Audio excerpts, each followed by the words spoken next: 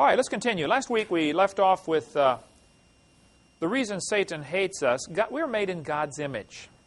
Now, we can spend days and days on this topic. It's a moral image. It's also, we have a Trinity. We have a body, soul, and spirit. God is Father, Son, and Holy Spirit. And there's whole books, you can take whole courses on that, so I'm going to refrain from getting distracted too far. We'll never get done. But Hitler is quoted as saying, if you tell a lie long enough and loud enough and often enough, the people will believe it. He also said that people are more likely to believe a big lie than a small one. And it's surprisingly true. If I told you, I worked a job and I made, $40,000, people, wow, you really? But if I say I worked a job and made $1,000, you did not. They'll believe it if it's a bigger lie somehow. Just people are that way. I've got two older brothers and a younger sister. I was raised in East Peoria, Illinois. When I was about 6 years old, I came running into the breakfast table one morning, and I got the last banana out of the bowl to put on my cereal. And a few minutes later, my two big brothers came in. They said, hey, Ken, is that the last banana? I said, yep, and I got it. Any of you have an older brother or sister? You know that wonderful feeling when you finally pull one over on them? Boy, they pick on you all the time. That morning, I had them, and I knew it. They wanted my banana. But big brothers do not beg their little brother for anything. They just beat him up and take it away. So my brother said, Kent, do you know how bananas are made? I said, no. They said, well, down in South America, they have these spiders that live up in the trees, and all their legs fold up when they die, and mold begins to grow on the dead spider legs. And a banana is actually made from moldy spider legs. And I said, you guys are lying to me. You just want this banana because you know it's the last one. They said, no, brother, we're not lying. You cut that thing in half and look in the middle, you can still see the black spots where his legs were. I gave him my banana that morning, by the way. I wasn't about to eat that thing. And I did not eat bananas for nearly 3 years after that. If you want somebody to believe a lie, you have to mix it in with some truth. And that's what Satan has always done. When he quoted Scripture to Jesus, he always quoted partial Scriptures. If you read Matthew chapter 4, where Jesus is up on the mountain, being tempted of the devil, Satan's technique was always, and all the cults do the same thing. They quote part of a Scripture. They mix a little bit of truth in with their lie, and it's just a technique that it works. I mean, that's what they've been using for years for rat poison. Same idea. You mix two things together. Rat poison is 99.995% good food. There is very little poison in rat poison. If I gave you a glass of water with 2 drops of arsenic in it, would you drink it? Well, it's mostly good water, but it's the poison that's going to get you, right? Now, I'm afraid that television is about the same way. There might be a lot of good stuff on there, but there's little bits of poison in there once in a while it'll get to you. It'll absolutely destroy you if you're not careful. They always seem to have, people say, oh, it's a good show. It's only got a few bad words. Well, think about it now. It's a good show. It's only got a few bad scenes. This is the same idea to slowly get into your mind. They do this to sell Marlboro cigarettes. I share with my seminar, how they mix Marlboro cigarettes in with cowboys, as if there's some kind of connection. Now, you have to learn to watch for this, because this is a brainwashing technique. Somebody associates smoking with being a macho cowboy. They've seen them together all the time, and now they make the association psychologically. Well, man, if I start smoking Marlboro, I'll be a cowboy. That's simply not true, of course. They do the same thing with beer. They always associate beer with sports. I tell people, stop and think about that. What is the connection between beer and sports? Do you want your quarterback full of beer when he's out there calling the plays? Do you want those guys in Indianapolis 500? Do you want them going 200 miles an hour, tanked up on beer? Watch the world heavyweight champion boxing. They're out there slugging it out. What's right on the mat under their feet? Budweiser. I tell them it's not Budweiser, it's Bud Stupid. Or Bud Dumber. They call it Budweiser, but it doesn't make them any wiser, that's for sure. The Bible is real clear about the subject. Don't touch alcohol. Now, who hath woe? They that tarry long at the wine. Let me just kick this dog as we walk by. In the English language, we have some words that are kind of limited. For instance, we have one word, love, which has many different meanings. I love pizza. I love my wife. I love my dog. Those are different kinds of love. And we know automatically what you mean by the sentence it's used in. We know which kind of love you're talking about. in the Greek language, they were kind of limited in some other areas. They have many different words for love, but they only have one word for wine, where we would have several words. We would have grape juice, grape jelly, grape syrup, alcoholic wine. So there are many different words that we have in English that they did not have in the Greek. They had one word. If it comes from the grape, it's called wine. It does not mean it is fermented, which is why the Bible says in Proverbs 23, talking about they that tarry long at the wine, and then you see in Proverbs 23:31, look not thou upon the wine when it is red. Now think about it. That means there is a time when it isn't red. It's still called wine, but once it ferments, if you read this passage carefully, when it's red, when it giveth his color in the cup, when it moveth itself aright, when it begins to stir itself as it ferments. So some people say Jesus drank wine. No, he didn't. Not our kind of wine. He turned the water into wine, which was grape juice, and they drank it the same day. And Jesus could not have drank alcoholic wine because he would have gone against what the Scripture says. And he didn't violate any Scriptures. So the whole problem comes from the limited Greek language in that particular word, and English has more words to describe that. Anytime you translate, you have that problem. Tanya, you speak Russian, you try to, sometimes there just isn't a good word to put in for what do you mean by that? And sometimes it takes a whole sentence to describe what one word says. And this is a case with wine. The Bible's real clear in Habakkuk chapter 2, woe unto him that giveth his neighbor drink. There's a curse on those that supply alcohol to other people. There's a curse on those that drive the beer truck. There's a curse on those that give out the wine. There's a curse on them. I don't want a curse on my life. I couldn't take a job as a stewardess on an airplane for fear God would be upset with me because I'd have to serve the first-class passengers alcohol when they ask for it. I couldn't work in a store if I had to serve alcohol. I wouldn't want to be a waitress or a waiter if I had to do that. I know some people that have stood their grounds and said, this is my conviction. I'll come work at your store. I'll be a good waiter, etc., but I won't touch the alcohol. And look, if you're a good worker, the boss will give you something else to do. But Habakkuk's a good verse to consider. There is a curse on those that drink alcoholic beverages and those that even serve it to other people. Now, I tell people, one kid said, what's the matter, Brother Hovind, don't you like beer? I said, I don't know, I've never tasted it. I'm 47, never had a drop in my life. I've had NyQuil a few times. And then he said, well, how do you know you won't like it if you don't try it? And I always respond by saying, well, that's a brilliant way to live. Let me ask you a question. Have you ever laid your head under a semi-truck? Well, how do you know you won't like it if you don't try it? You don't have to try everything to know if it's good or bad, okay? There are other ways to learn. And any kid dumb enough to fall for that thing, well, you got to try it to know if you'll like it. Look, that's not, have you ever jumped off the building into the concrete head first? You ever poke your eye with an ice pick? I mean, no. You don't have to do things to know if it's good or bad. You can figure it out some other ways, One good way is to read what God's Word says.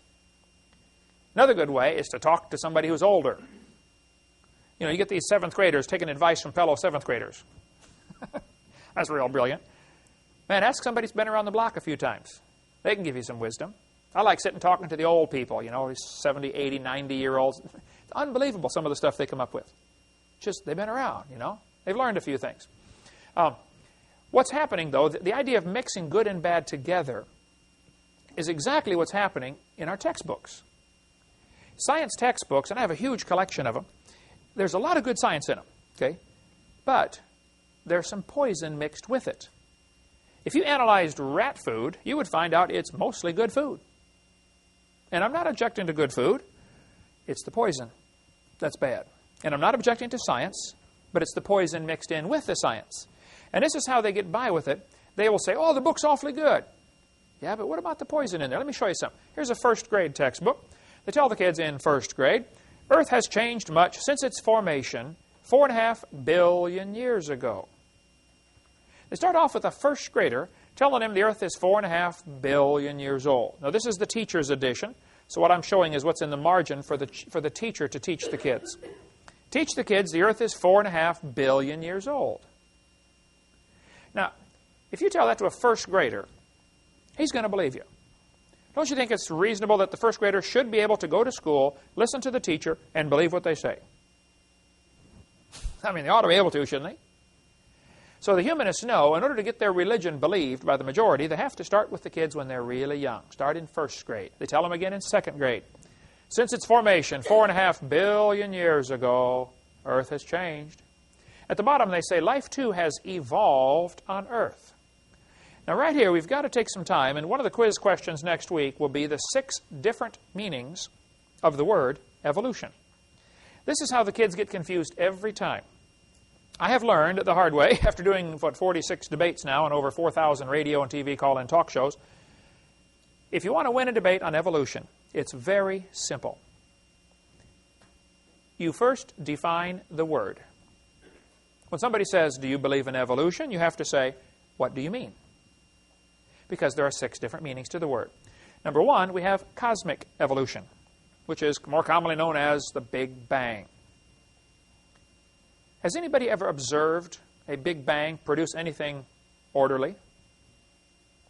If best I remember, Big Bangs produce big messes. That's the folks in Hiroshima that survived that Big Bang about 60 years ago, right? That's the folks in Iraq that survived all the Big Bangs we sent over there, several years ago. Cosmic evolution would be the origin of time, space, and matter. Remember we mentioned how God is a Trinity from Genesis 1:1. In the beginning, God created the heaven and the earth is a reference to time, space, and matter, right there in Genesis 1:1. The Big Bang is an alternative, substitute way to explain how we got time, space, and matter. The Bible starts off and says, in the beginning, God. Now, if you can believe those first 4 words, the rest of the Bible's easy to believe. God created time, space, and matter. According to the evolution, the Big Bang created time, space, and matter. They attribute the same characteristics that God has to Big Bang, able to produce time, space, and matter. The second definition of the word, after the Big Bang supposedly exploded, the Big Bang, according to the evolutionists, would produce hydrogen and possibly a little bit of helium. The sun is hydrogen and helium. The question then would come, how do we get the other elements? Where do we get lithium and carbon and oxygen and neon and all these 92 elements plus the synthetic ones we have? Where do we get these elements? You'd have to have really billions of years of chemical evolution. Now, the answer the evolutionists often give to this one is, well, stars are so hot, they're able to produce higher elements from just the heat. Okay, well, where did the energy come from then? You're going to have either matter or energy, one or the other. I mean, yes, stars do produce a lot of heat and sometimes produce other elements, some of the higher elements. But all of the reactions we see in nature, we see uranium decay to lead. Potassium decays to argon. They're all downward. We don't see any upward ones without enormous energy input. So the question is, how did we get the higher elements? They don't talk about this hardly at all, but it is a real serious obstacle. You'd have to go through a stage of chemical evolution. Then after that, you'd have to have stellar, which means stars, stellar and planetary evolution. How did the stars form? I mean, you walk outside, you take a look, there's a lot of stars up there. Estimates are every person on Earth could have 2 trillion of them per person. So, where did they come from? One atheist was trying to answer this question one time, and he said, well, don't you know, Dr. Oven, if 20 stars explode near each other, they'll produce enough energy to create a star. I said, well, think about it. You got to lose 20 to gain 1? You sound like a Democrat trying to borrow your way out of debt. If you're losing 20 to gain 1, it looks like a losing proposition to me, doesn't it? First place, nobody's ever seen that happen. It's just theoretical that it could happen if 20 exploded. That's just all theoretical. Nobody's ever observed it. Now, since science deals with what we can observe, we can test, we can demonstrate, this part of evolution is not science. It's part of their religion. It would have to happen, though. It'd have to happen a whole bunch of times.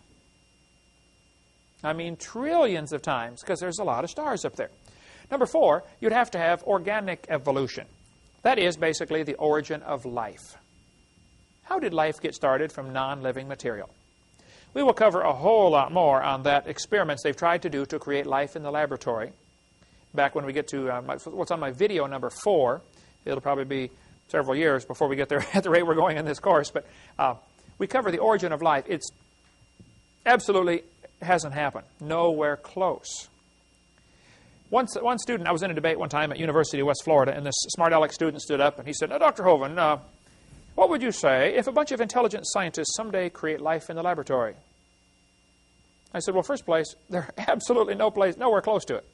They can't even get the amino acids to stick together very good. And that's just a small building block." I said, "Secondly, I would have to say, if a bunch of intelligent scientists produce life in the laboratory, that would prove it takes intelligence to create life, which is what I've been saying all along." It would actually prove creation, wouldn't it? It certainly wouldn't prove evolution. It wouldn't prove it could happen by itself, by chance, over billions of years. And it hasn't been done. They're absolutely nowhere close.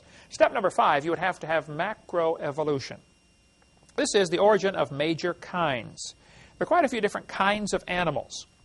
Where did they come from?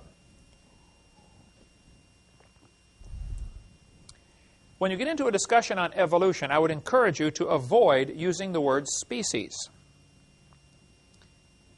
The Bible says the animals will bring forth after their kind. Now just stick with what the Bible says and you'll be fine.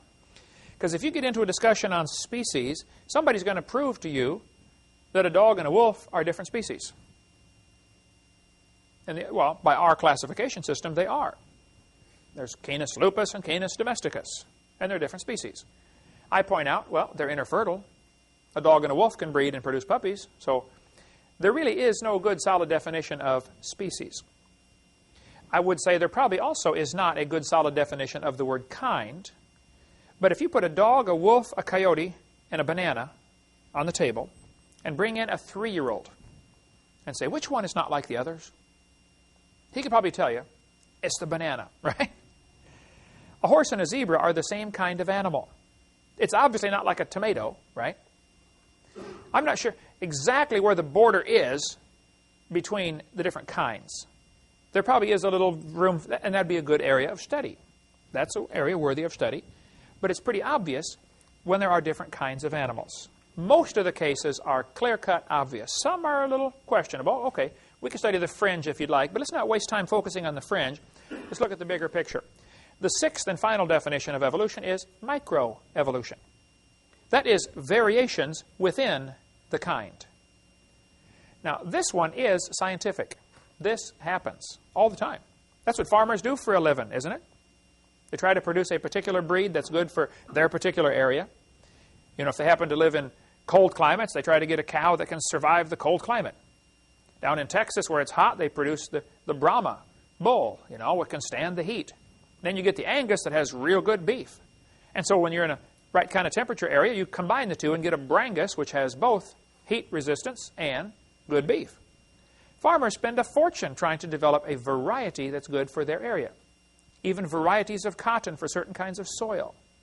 But see, variation within the kind, I actually object to the word microevolution because that's what confuses the kids. But they're using it anyway, so we're kind of stuck with their term, okay? See, when they define the terms, it makes the argument a little tougher. The first 5 are religious. They have never been observed. I did a debate in El Paso, Texas a couple weeks ago, and first thing I did, I gave the 6 different meanings of the word evolution. I said, now folks, number 6 is scientific. I wouldn't argue about that. Bacteria become resistant to drugs after a while. I won't argue about that. It's still a bacteria. Roaches become resistant to pesticides. It's still a roach. And there's a limit to the variation. They probably never will become resistant to a sledgehammer. Okay, there's a limit in there someplace, right? So what's going to happen? Scientists or evolution teachers are going to give thousands of examples of microevolution, which is indeed true.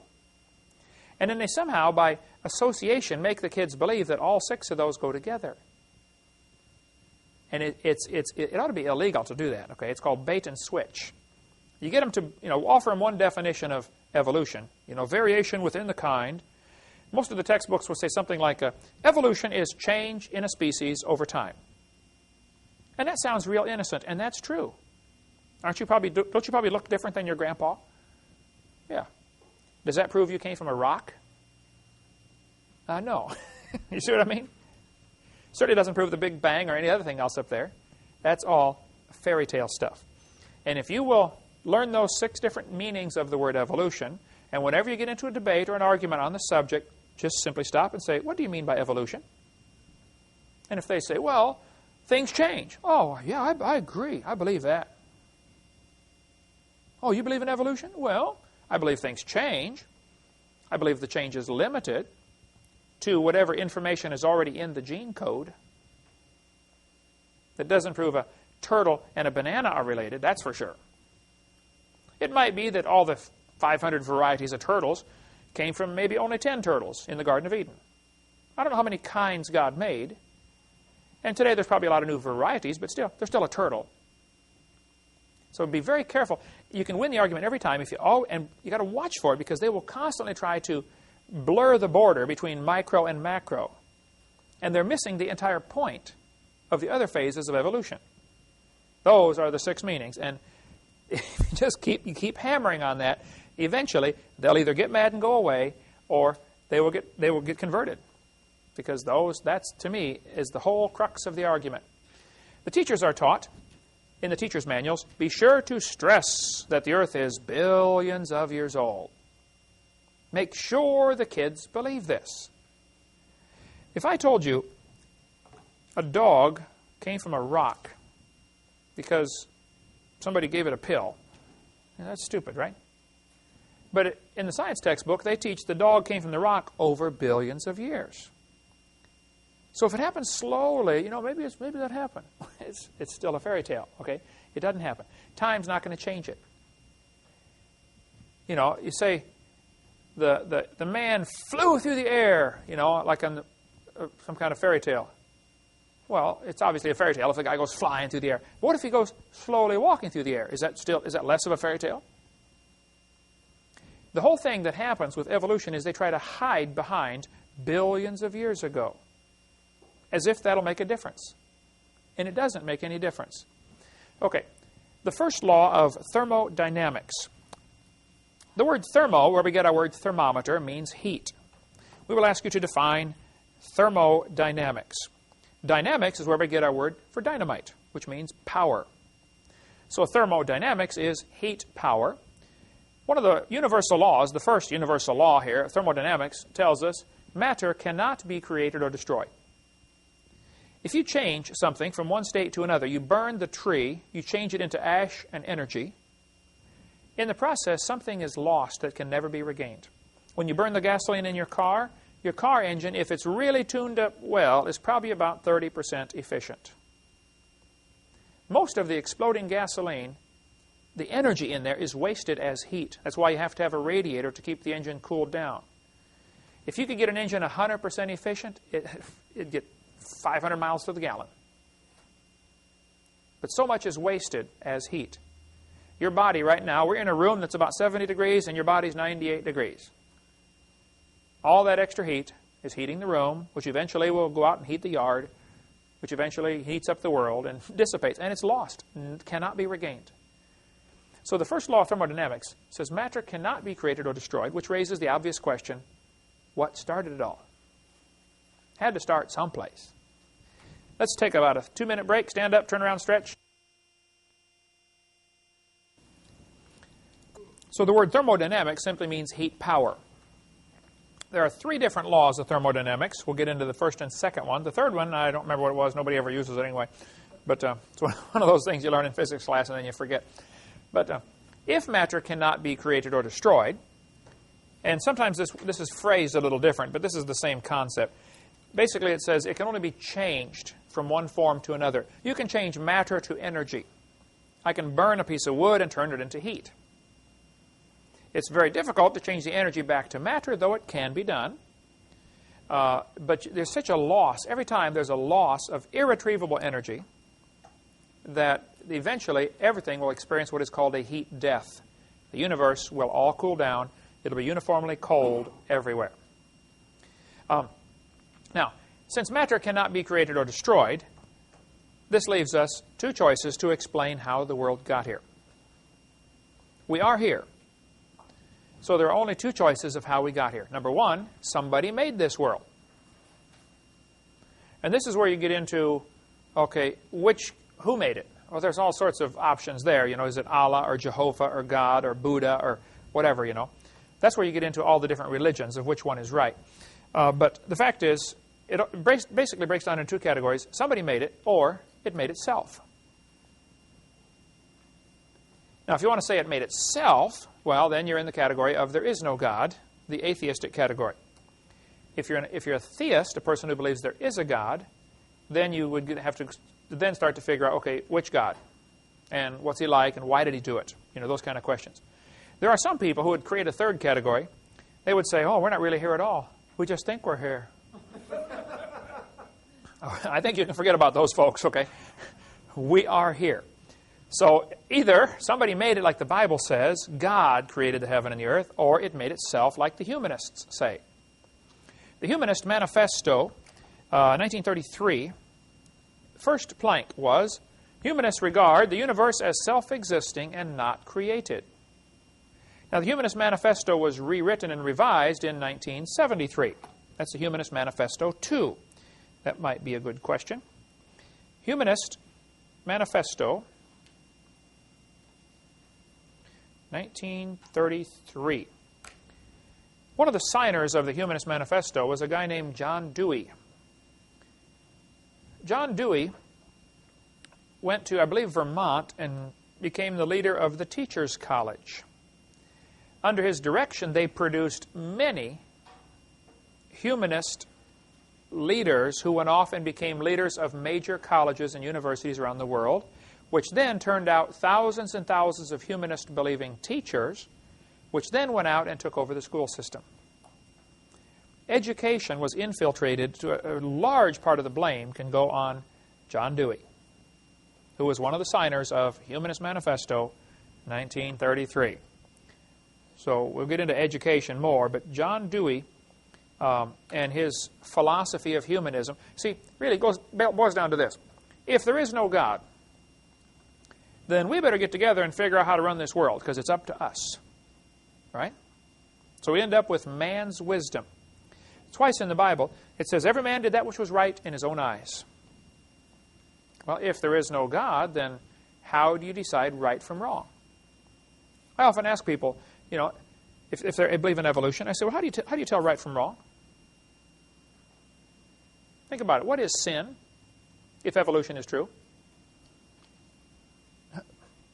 There's no way to tell, is there? You don't have a standard, nothing to measure it against. But the humanists believe the universe is self-existing and not created. Well, this, of course, is rather difficult to believe, and the devil knew it would be hard to believe. So he had to think up some way to sound scientific that the world could make itself. And over the years, many theories have been proposed to explain how the world can make itself. There's been the nebular hypothesis, was real popular for a long time. The current one today is called the Big Bang Theory. How many have heard of the Big Bang Theory? That is the current way to explain how the universe got here without a creator, which, of course, really doesn't explain a thing, because they're just giving to some mythical name, Big Bang, they're giving it the same characters that God has. Big Bang created time, space, and matter. The Bible says God created time, space, and matter. So they're trying to accomplish the same thing, explain why we're here, and what, you know, who are we, why are we here, where are we going when we die, and those kind of things, without God. So the Big Bang would be their idea of the beginning. Here's a typical textbook used in Escambia County right here in Pensacola, Florida. It was, I don't know if it still is, but it's a 92 edition. So how was the universe born, and how will it end? Now look at that first question. Isn't that going back to the four basic questions of life? Who are we? Where did we come from? Why are we here? Where are we going when it ends? When it's all over, when we die? Every religion tries to answer that. So what they're doing here is introducing a religious concept in the schools to explain something that every human wants to know, some of the basic questions of life. Most astronomers believe. Now look at that sentence. What does that say to the average freshman kid in high school? Well, most astronomers believe this, therefore it must be true. You see how it becomes truth by majority opinion.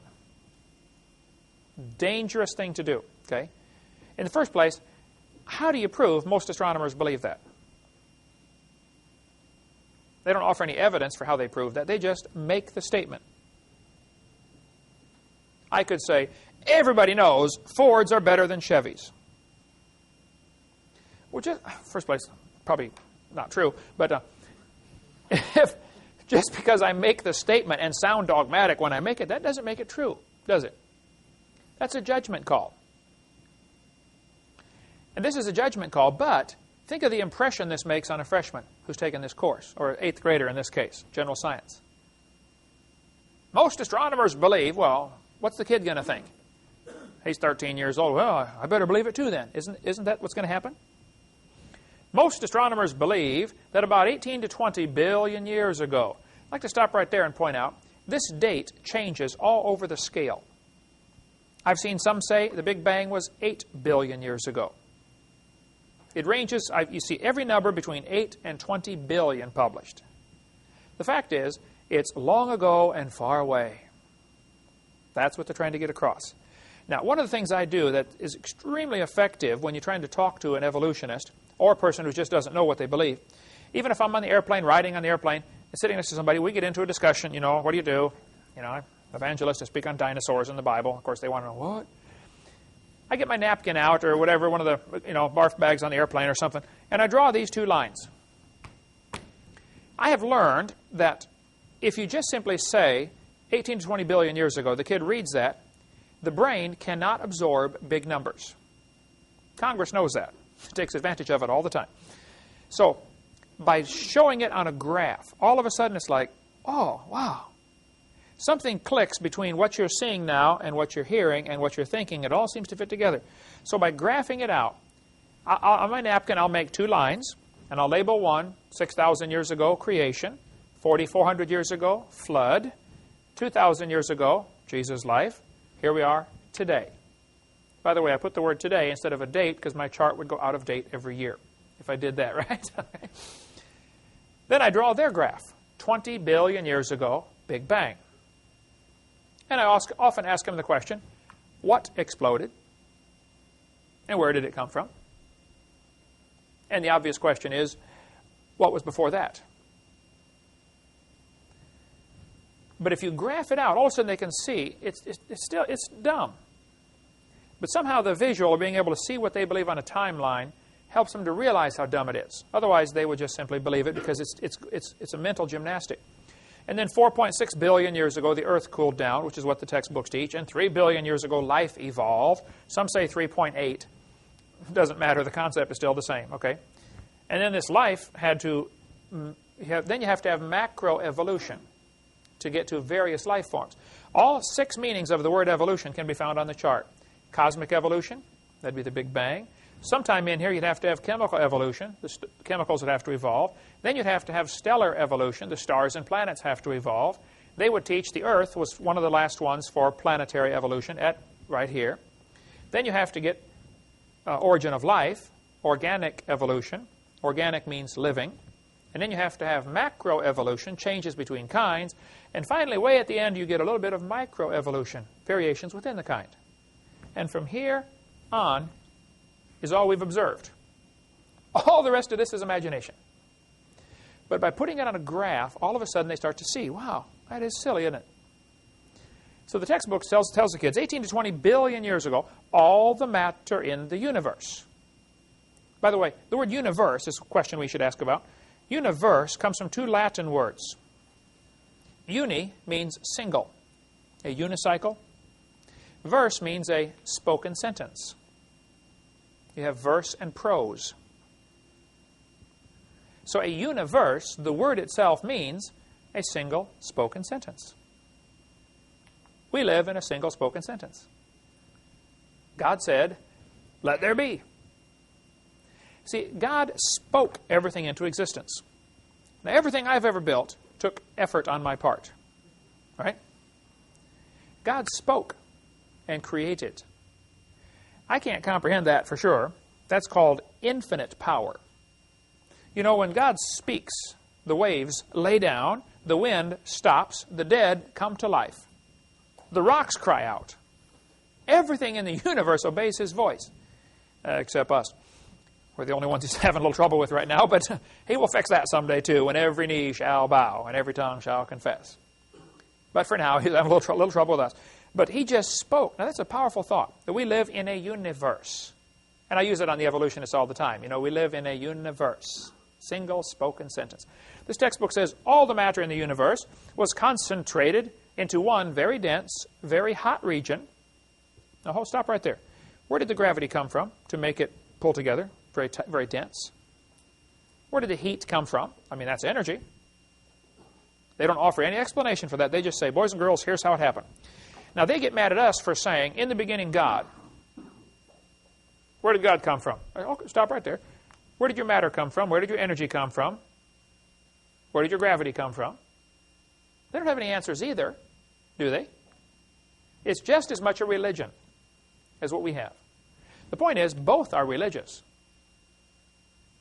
The problem is, this religion is tax-supported.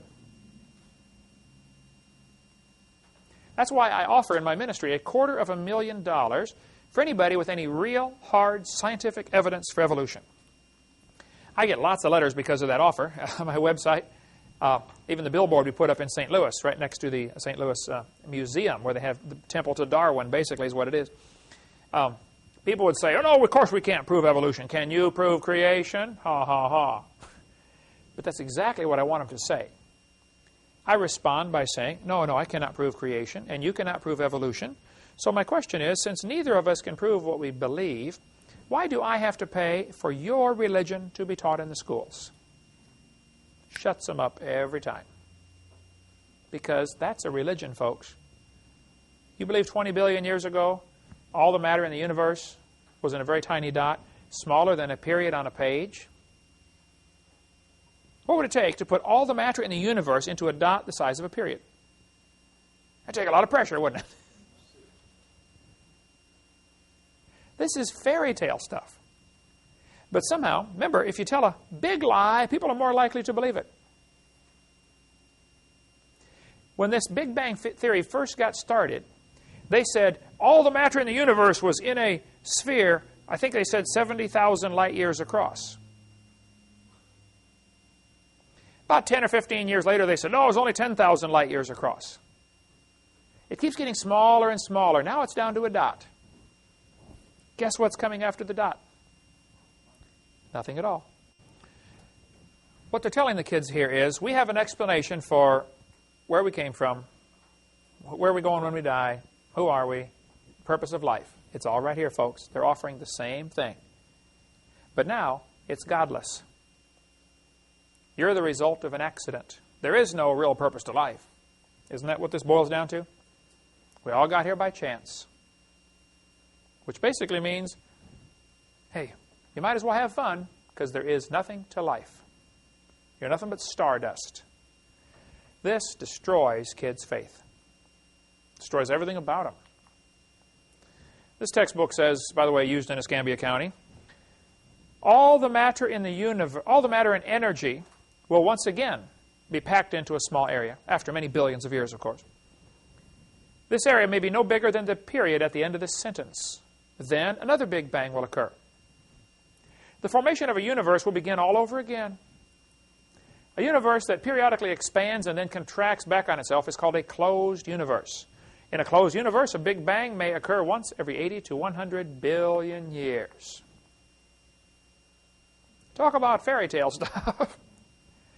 What they're trying to do here is avoid the obvious question, where did the matter come from? Oh, well, it came from a previous Big Bang. You see how they're trying to do that? That's like some of the Hindu religions. Where did God come from? Well, he came from a previous God. Oh, where did that one come from? Well, he came from one before that, This is what the Mormon religion teaches. They teach, as I am, God once was. As God is, I shall be. It's one of their slogans.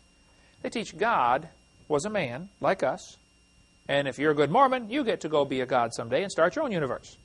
So it avoids the ultimate question of how did it begin? Oh, it's just always been. It's always been. That's what they're trying to say here. 18 or 20 billion years ago, there's going to be a Big Bang. There was a Big Bang, and then in another 80 billion years, it's going to close up and start over again. This textbook says nothing really means nothing. This guy's real smart, right? He said not only matter and energy would disappear, but also space and time. However, physicists theorized that from this state of nothingness, the universe began in a gigantic explosion. Now here we have 16.5 billion years ago. I told you the number ranges all over the scale from 8 to 20, right? Remember, it started off as a big dot, 70,000 light years across. Now it's down to a dot. Now it's down to nothing. How can nothing explode? That's what I asked him. Excuse me? Nothing exploded, and here we are. Huh? Oh, that sounds good. Boy, if you tell a big lie, people are more likely to believe it. Do you understand how many millions of Americans believe that?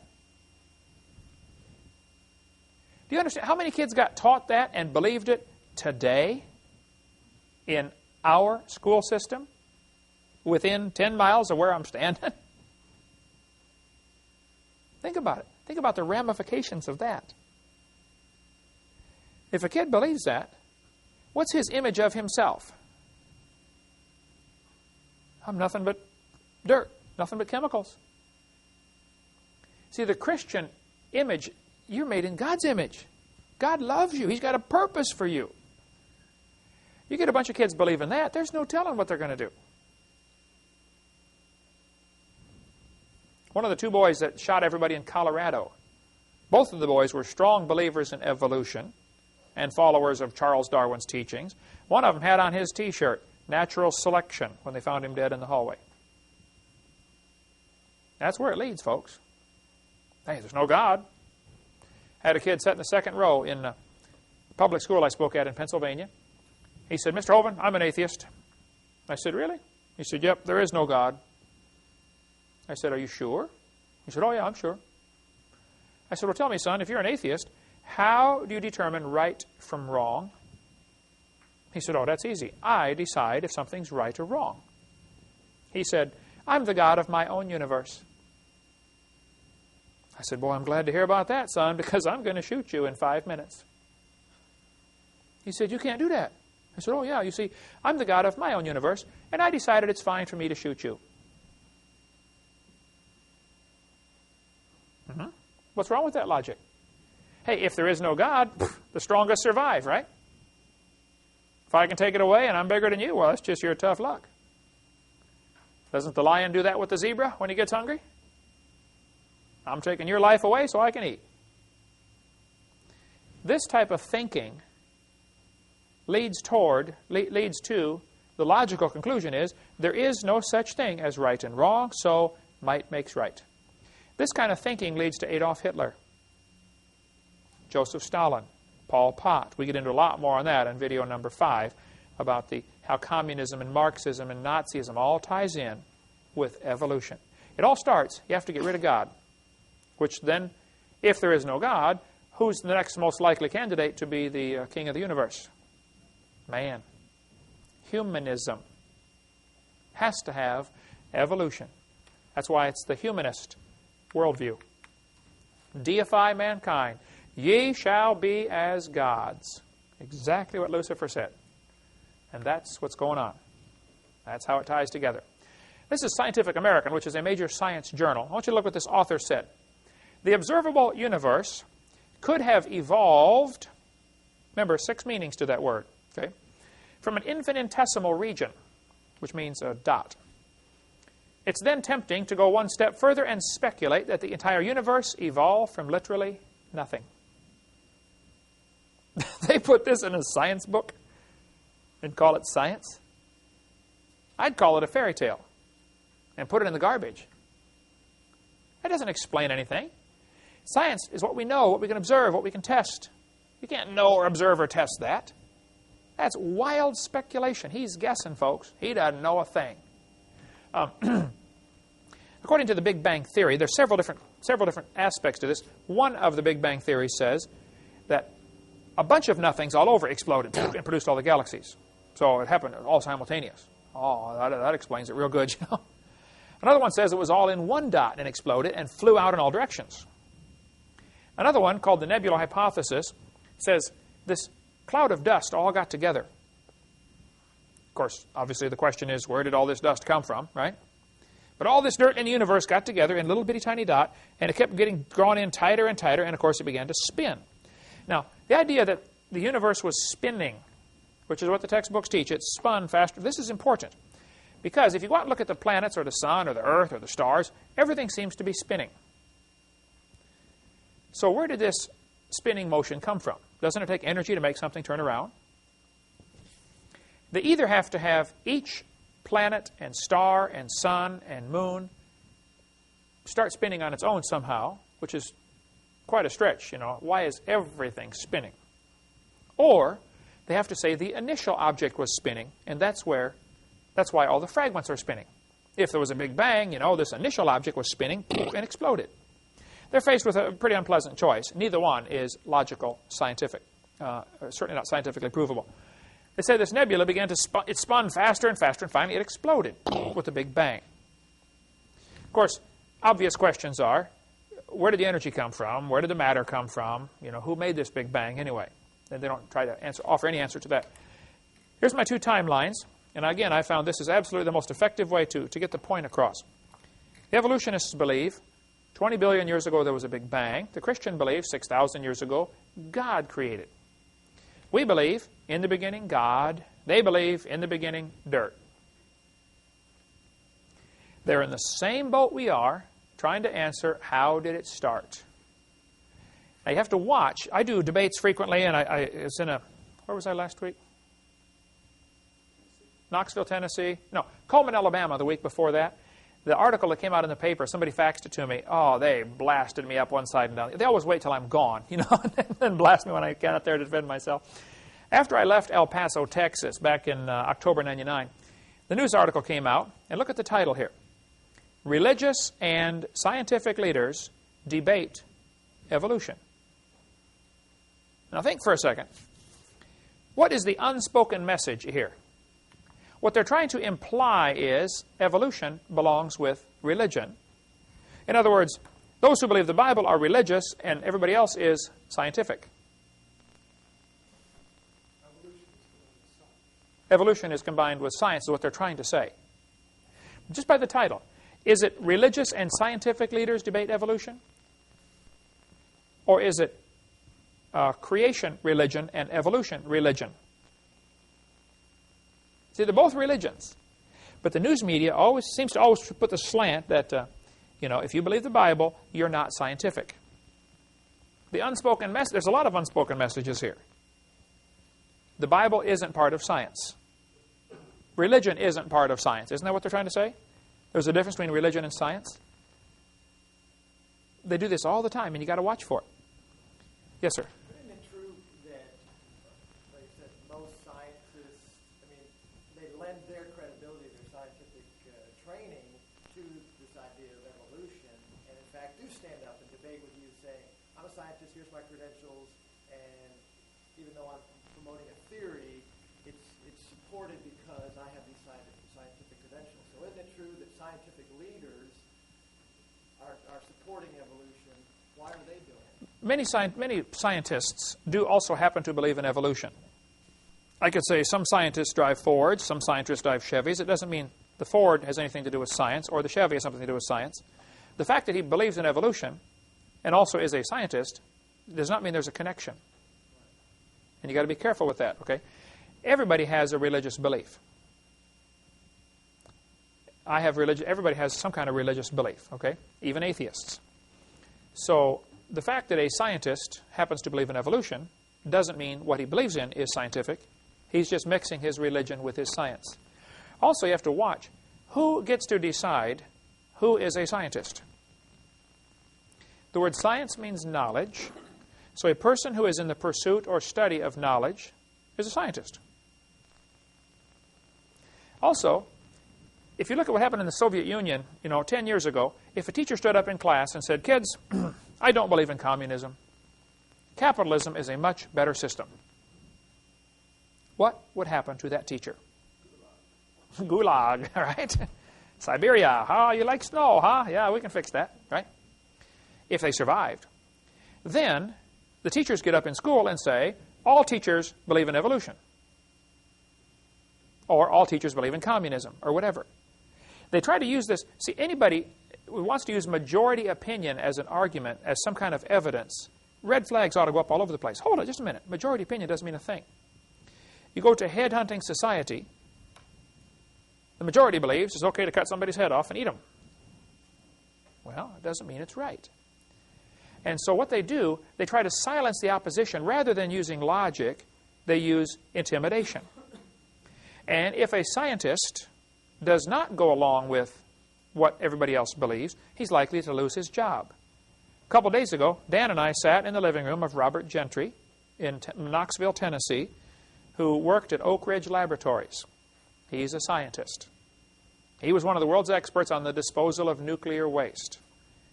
But he wrote all sorts of articles. They were published in all sorts of major journals until they found out he's a creationist. Right away, shut him off. Nobody will publish anything he writes anymore. Because if they do, then they're giving credibility to a creationist. And they want to be able to stand up and say, you creationists never publish in scientific journals. Well, yeah, we try, but you won't take our stuff. So that's like somebody standing up in the Soviet Union saying, well, hey, you know, capitalists, there aren't any capitalist teachers. Obviously, it can't be good. I mean, that doesn't take a freshman law student to figure that out. That's not good logic. But the technique that the media uses all the time is to try to divide religion from science. We'll get into more when we get into seminar part 4 of how Charles Lyell did that in his book, Principles of Geology, clear back in 1830. He's one of the guys, there are many people in the early 1800s, who tried to drive a wedge between the Bible and science. The truth of the matter is, all of the branches of science were started by creationists. From 1600, 1700, all the major branches of science. I defy people to name me one advancement we have in scientific information because of the evolution theory. Is that why we have light bulbs, computers, plastics, space shuttles? What good has the evolution theory done? Come up with some during the course. Or if you watch our video, send me some. I would like to know, what good has the theory done? See, if a person believes there's a creator, then he's going to look for design and order in nature. Why did the creator do it that way? Oh, I bet there's a reason for that. Let me think what it is. One guy named Murray was reading his Bible one day, and it says in Psalm chapter 8, whatsoever passeth through the paths of the sea. He said, I wonder if there are paths in the sea. You know, when they sailed from Europe over to America, they took the shortest route. Murray spent a lifetime studying currents in the ocean and discovered because of ocean currents, they could save an awful lot of time. Instead of taking the short route across the middle, follow the current. It's longer, but you get there faster. It's like having a tailwind the whole time. He got that from the Bible. You know, the Bible says the life of the flesh is in the blood. People read that and say, wow. Up until, you know, a lot of people they take their blood out to help them get well. Clear up until 1860, they did bloodletting. And the Bible says the life of the flesh is in the blood. You can study there's a good book called Men of Science, Men of God, published by ICR carries it. I don't know if they publish it, but you can get icr.org and get it from them. A great book. Men of Science, Men of God, showing a lot of the godly scientists of the past. You ever heard of an MRI machine? Magnetic resonance imaging. The guy who invented that is a creationist. Loves God. Believes the Bible. Is he a scientist? Oh, yeah. But see, to the average evolutionist, that guy would not qualify as a scientist because he believes in creation. So if they define the terms, who's a scientist, of course, they will win the argument. That's how they do it. That's what they're trying to do here. They're trying to define the terms. And you've got to watch for that constantly. According to the creationist, 6,000 years ago, God did it. According to the evolutionist, 20 billion years ago, it just happened by itself. Now, these two timelines are not the same scale. On the top timeline here, every inch is 150 years, which is a long time. Abe Lincoln was not even president 1 inch ago. Columbus was running around trying to find this place right there. Vikings were going around beating up on everybody right there, right? If I was to try to show you what 20 billion years looks like at this scale, this chart would actually need to be 2,100 miles long from Pensacola to Portland, Oregon. 6,000 years does not even show up on that chart. I cannot draw a line thin enough to represent 6,000 years. So they're hiding behind long ago and far away.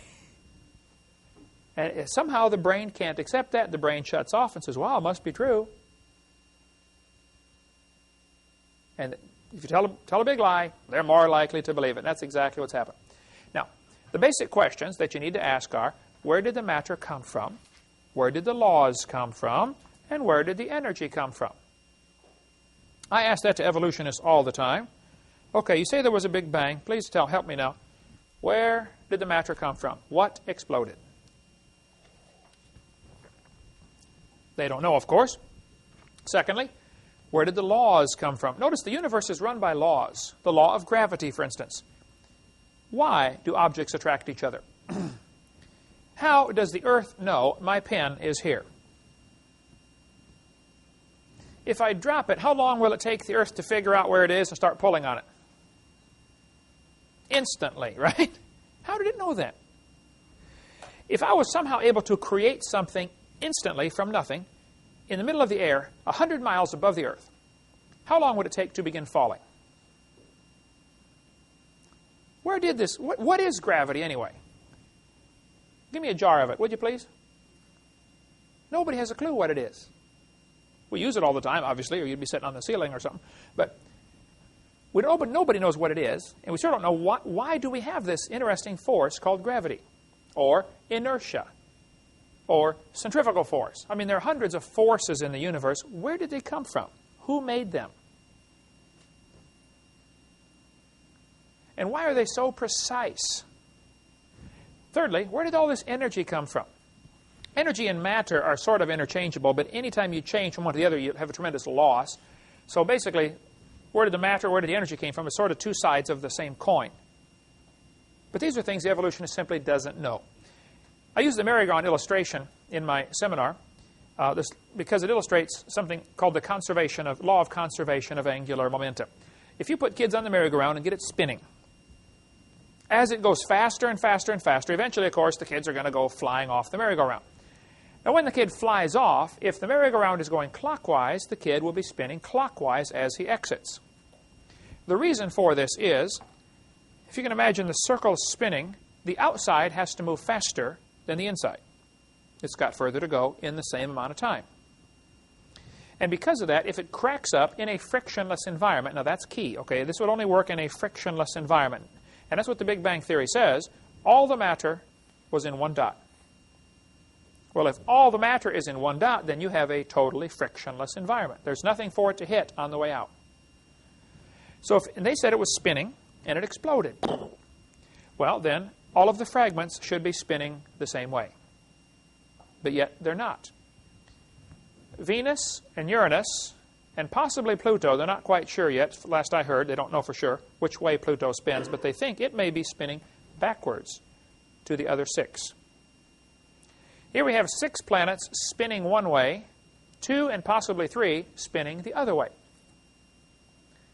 And it's not just 2 planets together. Venus and Uranus have several planets in between.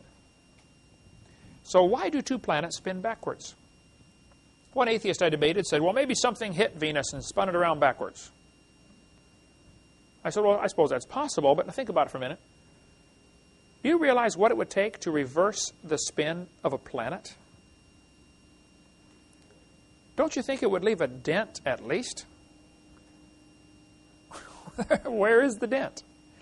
Why is Venus nearly perfectly round and in a nearly perfectly circular orbit?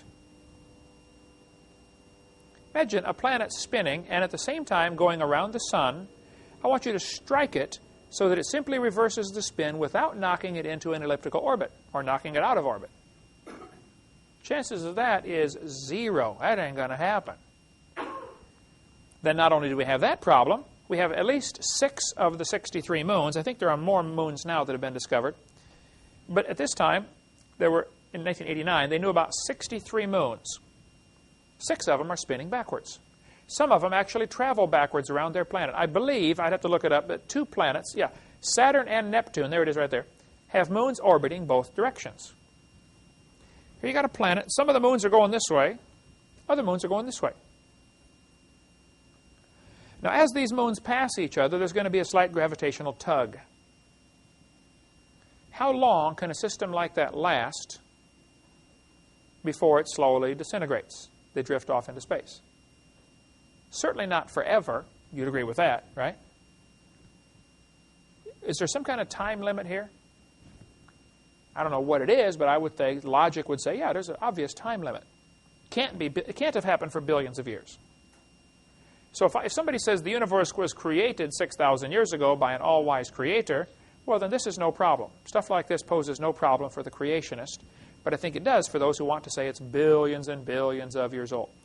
The Bible says, in 2 Peter 3, and in the book of Psalms, identical verse, part of the verse, says, the heavens shall pass away with a great noise. Might be a good bonus question if you can find out which psalm says the heavens shall pass away. So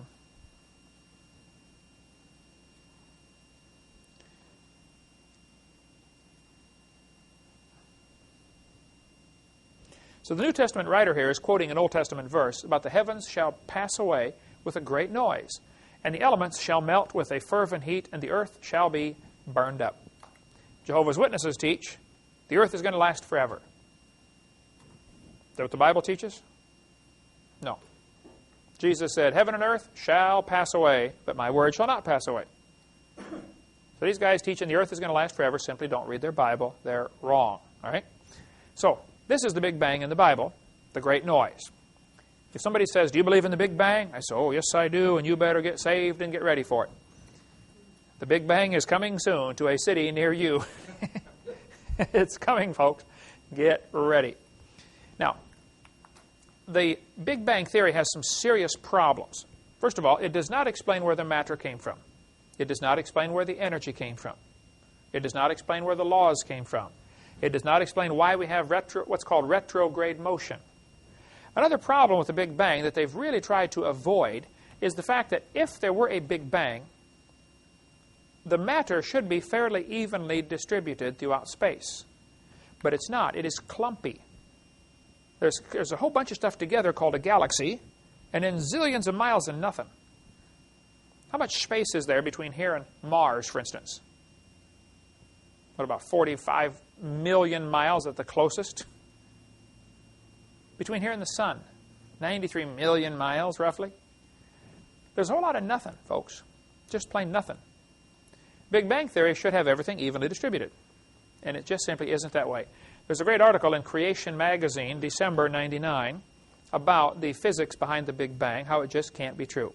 By the way, if you want to really get a fascinating magazine, it only comes once every 3 months, and it's $22 a year, so you get 4 copies. Well worth it, though. Creation magazine, I'll give you a number you can call if you want to get that. Awesome articles, just very well done. It's 800-350-3232. That'd be a magazine well worth subscribing to. 800-350-3232. That's published in Australia, actually. Creation ex nihilo is the name of it. And the back issues are like $5 each, and they've been doing this since, 10 years. If you really want to get a tremendous library, you could spend $100 probably and get all of the back issues. And or maybe $200 or something. It's just really, really good stuff in there. Enough to read for a long time. But that article goes into the science behind the Big Bang theory. It's just a big dud. The second law of thermodynamics, and we must hurry here, says everything is tending toward disorder. Now, there are several different ways this is phrased, okay? Some people say, in any exchange, there's a net loss. Several ways this is phrased. All right. Who can define thermodynamics? Tanya, heat power. Very good. Heat power. What is another more common term for cosmic evolution? Big Bang. Cameraman, Eric. All right. Sorry about that. Let's see. The origin of life would be which one? Organic evolution. Crazen. There we go. All right. Let's see. The origin of time, space, matter would be cosmic evolution, Big Bang. Here we go. Okay. When was the Humanist Manifesto first written, the first one? 33. There we go. Got several got that one. 1933. Oh, that's over there at the end of the table. Don't eat that. Okay. The word universe means single spoken sentence. Universe. There we go. All right. You didn't get that one, did you? Steve got it. Universe. Single spoken sentence. How many times did Lucifer say, I will? 5 times. Oh, hey, everybody got one. Go give everybody one. Okay. Give them one. Just one. You want to whet their appetite. Okay.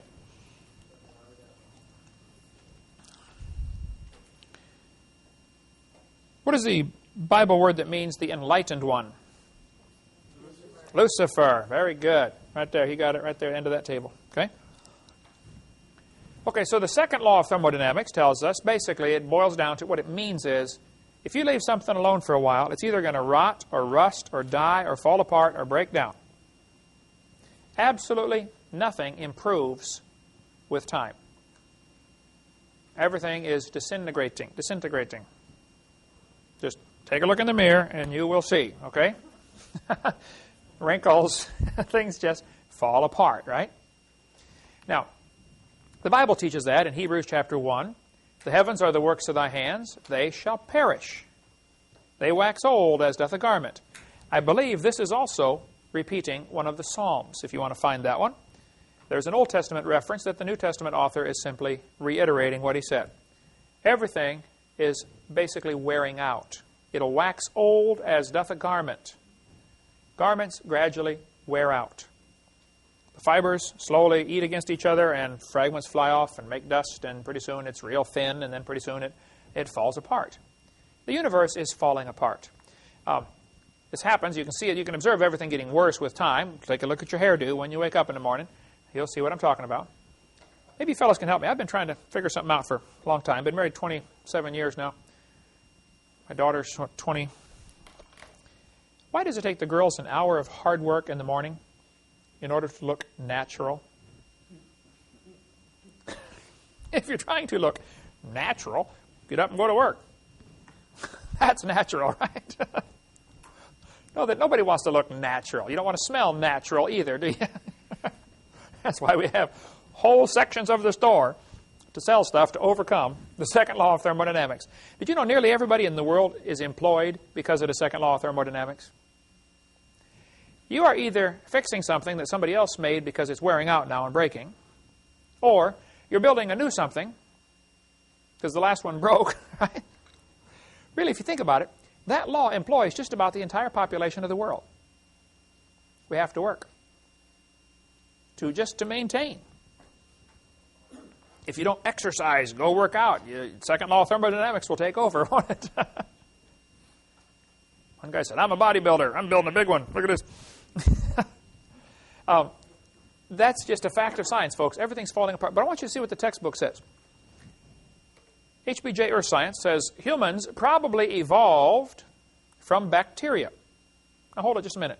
Which of the 6 meanings of evolution would that be? Macro. Changing from one kind to another. Has anybody ever observed that? No. Bacteria are still having babies, and they're bacteria, right? Humans have humans. Cats have cats. Nothing's ever been observed to indicate this is true. But this is in probably an 8th or 9th grade earth science book, where they tell the kids humans probably evolved from bacteria that lived more than 4 billion years ago. Now, in this book, they stretched it to 4 billion. As we go through the course, I'll show you lots of different textbooks. The number ranges all over from 3 billion to 4 billion.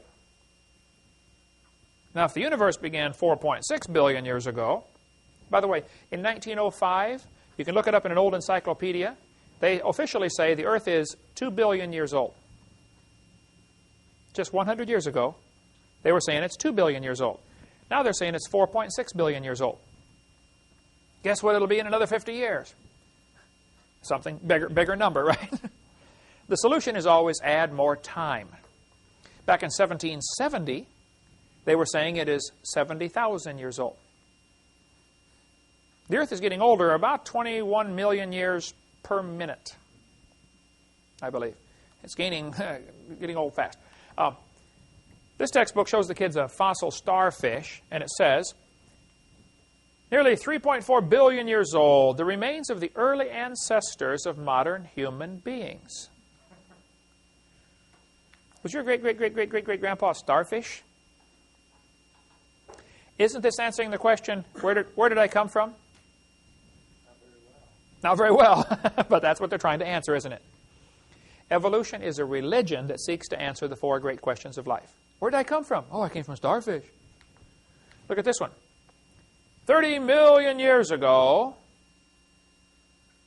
I stop right there. I say, kids, let me translate that for you. What that really means is long ago and far away.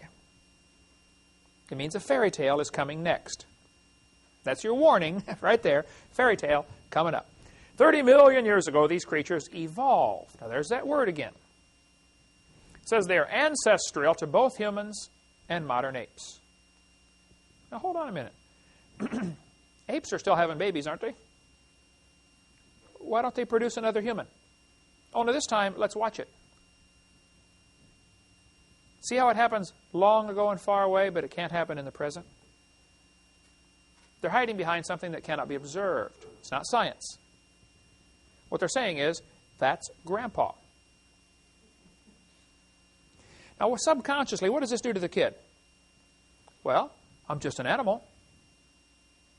So, if I have animal instincts, it's normal, it's natural. Can you see how this ties in? Barbara Reynolds figured it out. She's a liberal journalist. Your kids go ape in school? Here's why. Right there, she said, he's being taught evolution. Johnny, you're an animal. Really? This book used right here. Washington High School uses it. Tate High School uses it. Pensacola High School uses it. That book right now, they're using it now. You are an animal. Share a common heritage with earthworms. Oh, you mean I'm just an animal? Okay. And you wonder. Some of them make you wonder, don't they, you know? Here we sit back and wonder, why do the kids act like animals? Well, look what you're teaching them. And then idiot news, when some kid shoots another kid in school, which is happening all the time these days, last week, they jump on the gun control issue, don't they? They're trying to focus the attention away from the real problem, which is what we're teaching them. You ought to get some of the school books, or some of the articles about the 10 most common problems in school in 1870. Chewing gum. Late to class. What would the teacher's list now as the 10 most common problems? Guns in school. I mean, come on.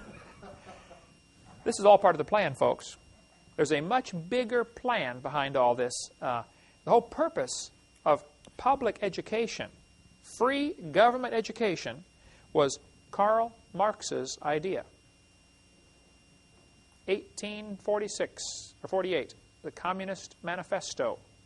He gave 10 things to do to destroy a country, to make it communist. Number 10 on his list was free government education. 9 or 10. We can look at it. We get into more of that in video number 5, how this ties together. But we teach the kids they're an animal, and we stand back and marvel that they act like animals. If a kid thinks, you know, I'm made in God's image and I'm going to stand before God someday, that may not stop him from doing every crime, but it'll sure help, don't you think? It can't hurt. Now, there have been a lot of horrible things done in the name of Christianity and in the name of various religions. I'm aware of all that. Okay? But if you tell all the kids there is no creator, you will never be judged for anything that you do, all he's got to do is figure out a way to get by. He's got to be more clever. That's all.